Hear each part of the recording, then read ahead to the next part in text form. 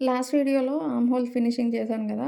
ఇప్పుడు neck line finishing చేయాలి and attach చేసేసేయాలి. మొత్తంగా కుర్తా అయితే స్టిచ్చింగ్ కంప్లీట్ చేసేసేయాలి. అందుకనే నెక్ లైన్ కోసం నేను క్రాస్ పట్టీస్ కట్ చేసుకున్నాను. కట్ చేసుకున్న తర్వాత అవి అటాచ్ చేశాను.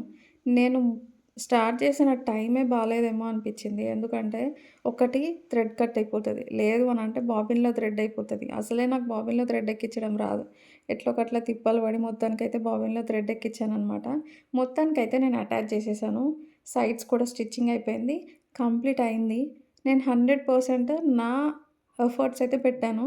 కానీ రిజల్ట్ వచ్చేసి అది ఏమైంది అనేది తర్వాత సంగతి. పర్ఫెక్ట్‌గా అయితే రాలేదు. నీట్ ఫినిషింగ్ రాలేదు. కానీ నేను 100% ఇచ్చాను.